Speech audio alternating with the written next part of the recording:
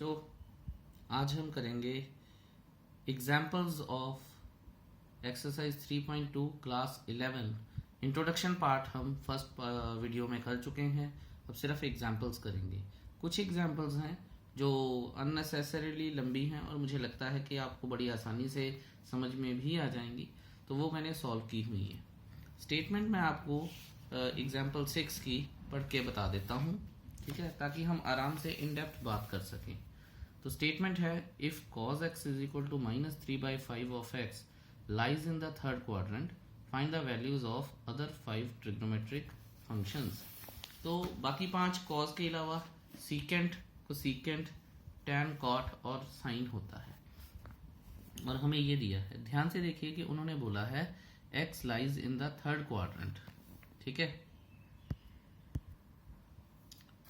और अगर आपने इंट्रोडक्शन वीडियो ध्यान से देखा है तो आपको पता होगा कि if x lies in the third quadrant, इसका मतलब उसमें सिर्फ टैन और कॉट पॉजिटिव होंगे और कोई पॉजिटिव नहीं होगा। तो हम देखते हैं यहाँ पे कि cos is equal to 1 secant x होता है और secant x is equal to 1 cos x होता है। ये जस्ट फॉर्मेलिटी के लिए बताया है, अदरवाइज आप यहाँ सीधा भी लिख सकते हैं secant x is equal to 1 cos x. तो 1 cos तो दिया है -3/5, तो -5/3 हो जाएगा, ठीक है। सिंपली इसका उल्टा,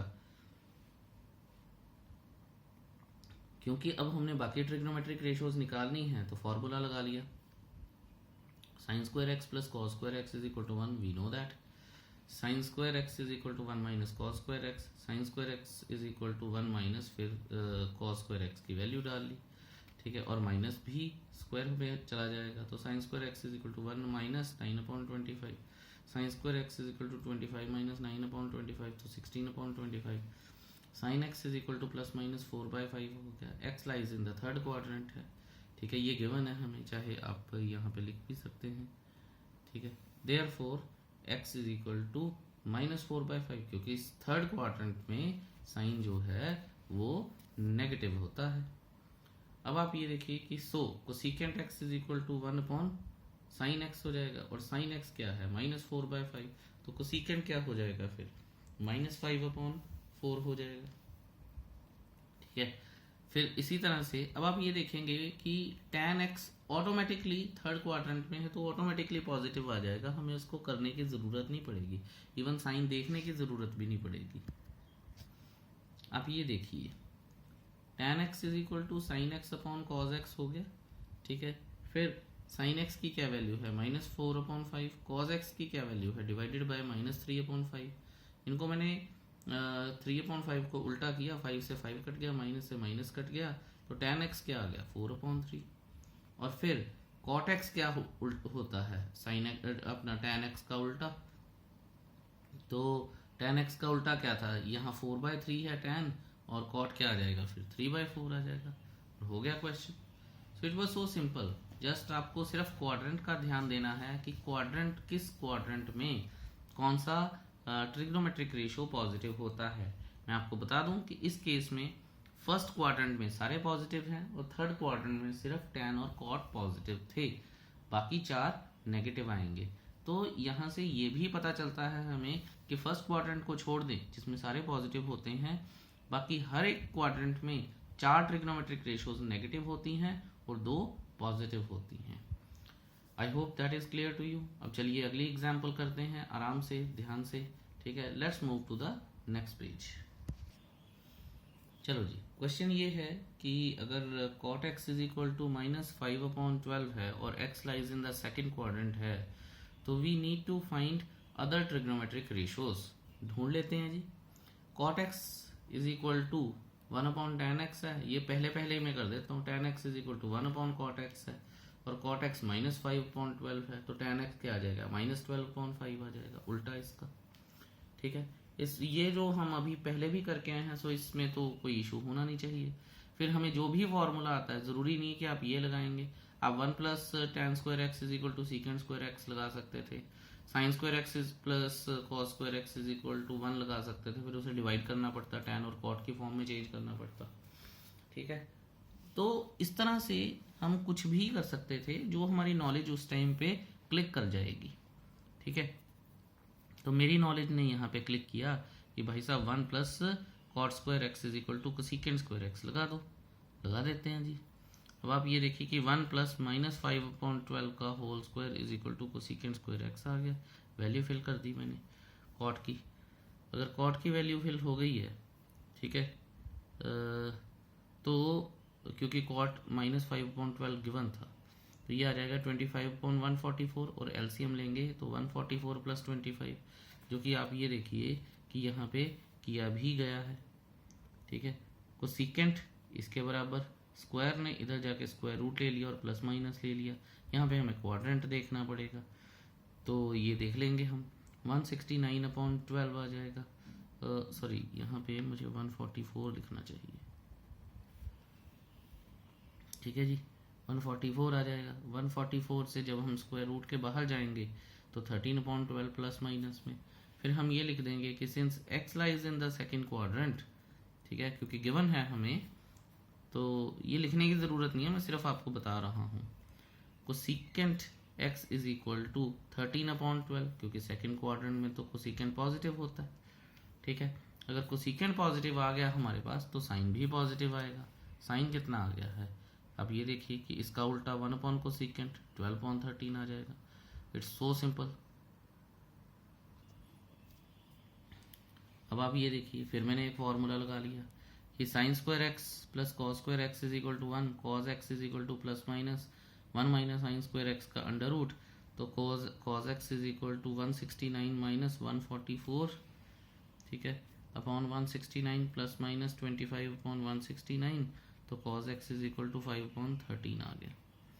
ठीक है, तो आप ये देखिए कि प्लस माइनस 5/13, तो यहाँ पे क्योंकि मैं अलग तरीके से थोड़ा सा करके दिखाया है यहाँ पे, ठीक है, और हो किसी भी तरह से सकता है, इसीलिए मैं अलग अलग मेथड्स अडॉप्ट करता हूँ वाइल डूइंग अ क्वेश्चन, ताकि बच्चों को पता चल जाए कि अगर ऊपर जैसे हमने सेपरेटली लिखा था कि since x lies in the second quadrant, यहाँ पे अगर नहीं भी लिखते हैं तो आप ऐसे लिख सकते हैं कि cos x is equal to minus 5/13 because x lies in the second quadrant, और cos के बाद सीकेंट x सीधा ही आ जाएगा minus 13/5 because secant x is equal to 1/cos x। तो that is how you can do different things with different methods. But I hope आपको ये क्वेश्चन समझ में आ गया होगा। अब हम करते हैं अपना नेक्स्ट एग्जाम्पल। नेक्स्ट पेज पर चलते हैं और देखते हैं उसमें हमारे सीखने लायक क्या है। चलिए जी, example number 8, find the value of sine 31π/3। तो ये बड़ा इंटरेस्टिंग है कि हमें वैल्यू ढूंढनी है। आप ये देखिए कि एग्जाम्पल 8 साइन 31π/3, आप ये देखिए कि मैंने आपको समझाया था कि अगर एक सर्कल है उसमें मैं एंटी क्लॉकवाइज, क्योंकि पॉजिटिव एंगल है ना, तो इसका मतलब एंटी क्लॉकवाइज है, नेगेटिव का साइन नहीं लगा हुआ, तो जब मैं पूरा एक चक्कर काट लेता हूं तो ये कितना बन गया, ये बन गया 2π। ठीक है, और मैंने आपको बताया भी था कि 2π के जितने मल्टीपल्स आएंगे वो सब 0 होते जाएंगे, क्योंकि इस जगह पे 2π इज इक्वल टू 0 डिग्री। ठीक है, या फिर 0π कह लीजिए आप, या फिर 0 रेडियंस कह लीजिए। 2π radians is equal to 0 radian. ठीक है, तो सबसे पहले तो इसको एक मिक्स फ्रैक्शन में चेंज करते हैं। Sine 10π plus π/3। ठीक है, ये हमने इसको मिक्स फ्रैक्शन में चेंज कर लिया। आई होप आपको ये छोटी क्लासेस का काम है आता होगा। अब आप ये देखिए कि इसका मतलब क्या है कि साइन 10π प्लस साइन π/3। ठीक है, तो इसका मतलब ये है कि ये 0 डिग्री पे है सारा कुछ, तो साइन 10π कितना हो जाएगा, ये 0 डिग्री हो जाएगा, बिकॉज साइन साइन nπ, जो साइन nπ होता है ये क्या होता है हमारे पास, ये 0 होता है। मैंने आपको बताया था, दोबारा बता रहा हूँ मैं, यहाँ पे 0 और यहाँ पे भी साइन 0, फिर यहाँ पे दोबारा से 0, तो मैंने आपको बताया था कि अगर हम चक्कर चलाते रहें तो जितने भी पाएज के मल्टीपल्स आएंगे, यानी n पाए where n belongs to z, integer होता है, जितने भी आएंगे वो सब 0 बनते जाएंगे। इसका मतलब sign 10 pi plus sine pi by 3, ये सिर्फ बताने के लिए है, ये ऑफिशियल काम हमारा है नहीं है, ठीक है।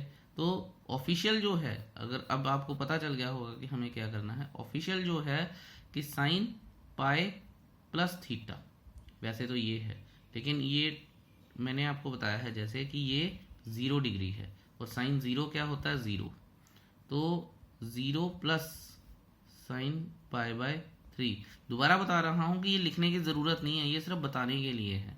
और आपको पता होना चाहिए कि यहाँ पे साइन n पाई बन चुका है और पाई बाय 3 आ जाएगा, और साइन पाई बाय 3 क्या होता है 60 डिग्री, तो 60 की वैल्यू क्या होती है √3/2।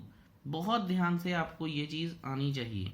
मैंने जैसा आपको बताया है कि अगर ये आपको ये कॉन्सेप्ट नहीं भी अगर आता, दोनों में से कोई भी नहीं आता तो एक मुश्किल बात है, दोनों में से एक भी आता है तो आप चल जाएगा काम।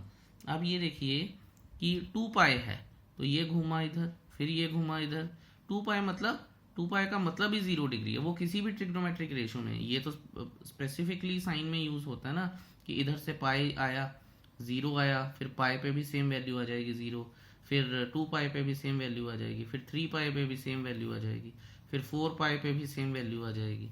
तो ये जितना मैं घूमता जाऊंगा वो वैल्यू 0 0 0 0 देता जाएगा। इसी तरह से 5 पाई 6 पाई 10 पाई पे भी 0 आ जाएगी, तो ये देखिए 10 पाई पे 0 आ गया, प्लस पाई बाय 3 आया, पाई बाय 3 क्या है √3/2 है। तो ये आपको पता होना चाहिए, अगर ये नहीं पता तो फिर थोड़ा सा परेशानी वाला काम है हमारा। अब आप ये देखिए कि मैं आपको ये एग्जाम्पल करके बताता हूँ, एग्जाम्पल नंबर 9, ये और भी इंटरेस्टिंग है, फाइंड कॉज -1710, ठीक है। इसके बारे में थोड़ी सी बात करेंगे आराम से। कॉज -1710 ध्यान से देखेंगे अब हम, ठीक है। कुछ चीज़ें हमें अच्छे से पता होनी चाहिए, जैसे ये जो है हमारे पास, इसको अगर मैं एक सर्कल में देखूं तो अब आप ये देखिए कि पहली तो बात है कि नेगेटिव एंगल है तो मुझे क्लॉकवाइज चलना पड़ेगा, 90 180 270 360, ठीक है। 360 अभी भी इससे छोटा है, फिर एक और नेगेटिव 360 की बात कर रहा हूँ मैं, फिर एक और चला 270 आ गया, 360 360 720 आ गया, फिर एक और चलूँगा मैं 360 1080 आ जाएगा, अभी भी ये इससे छोटा है, ठीक है। मैं 3 चक्कर लगा चुका हूँ, चौथा लगाऊंगा तो 360 1440, अभी भी ये इससे छोटा है, ठीक है। फिर एक और चक्कर लगाऊंगा 1800, ये जस्ट इससे बड़ा आया है, ठीक है। तो आप ध्यान दीजिएगा कि आपको 36 के मल्टीपल्स पता होने चाहिए, और ये आएगा तो 1 मार्क में ही आएगा, लेकिन हमें पता होने चाहिए कि 36 के मल्टीपल्स क्या होते हैं, या 36 का टेबल आना चाहिए, या फिर आपको डिवाइड करके आना चाहिए। अच्छा, अब बच्चे कहते हैं कि सर अगर हमें ये काम नहीं आया, अगर ज़्यादा बड़ा एंगल दे दिया होता तो क्या करते, तो मैं बताता हूँ कि आप 360 से 1710 को डिवाइड करते हैं, ठीक है। 0 से 0 तो कट जाता, तो फिर हम यहाँ पे लिखते कि 36 4 1440, ठीक है। और फिर मेरे पास कितना आता 0, और यहाँ पे इसको डिवाइड करके आता 11 में से 4 गए 7 और 2 आता, ये 270 डिग्री। इसका मतलब क्या है कि मैं इसको लिख सकता था cos -1440 -270, ठीक है, ओके। लेकिन क्योंकि डिग्रीज में है इसलिए मैं पाइज में जा नहीं सकता हूँ, ठीक है। डिग्रीज में है तो मुझे डिग्री में रखना पड़ेगा, या फिर आपको अगर ठीक लगता है तो कोई गलती नहीं है, इसको आप रेडियंस में कन्वर्ट कर सकते हैं, बट एक नंबर के क्वेश्चन के लिए that would be even a longer process and bit lengthier too. However, अब आप ये देखिए कि मैंने आपको बताया था कि ध्यान से देखिएगा, ये मैं cos 0 पे आ गया, यहाँ पे एक चक्कर लगाया, 1 2 3 4 और 5 चक्कर लगाए, यहाँ यहाँ यहाँ यहाँ यहाँ और यहाँ 5 चक्कर लगा लिए मैंने। आया उसके बाद क्या मेरे पास 270, ध्यान दीजिएगा, अब 90 180 270, तो मैं यहाँ पे ये वाले इसने तो 5 राउंड्स लगवा दिए मेरे से, तो ये cos 0 ही हो गया। उसके बाद 270 आया और वो भी नेगेटिव था, तो मैं ऐसे किया ऐसे किया ऐसे किया, यहाँ पे पहुंचा। यहाँ पे पहुंचने का मतलब क्या है, अब आप ये देखिए कि अगर मैं यहाँ से पहुंचा तो नेगेटिव 270 आया। अब सोचिएगा ध्यान से कि अगर मेरे को यहीं जाना है तो मैं ऐसे भी तो जा सकता हूं, है ना।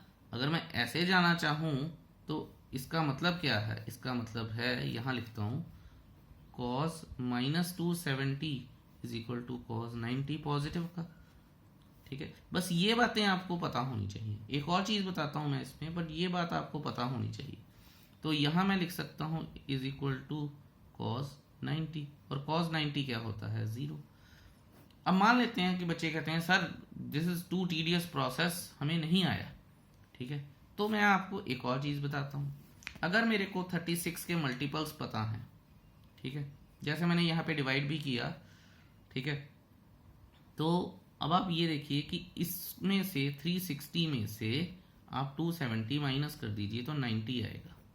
90 आया। अब ध्यान दीजिएगा, तो मैं यहाँ लिखूंगा cos -1710 मुझे गिवन है, तो मैं इसको इस तरह से लिख देता हूँ, cos -1800 यानी 1800 प्लस 90, ये वाला 90 जो मुझे पता चल गया था, रिमाइंडर आएगा।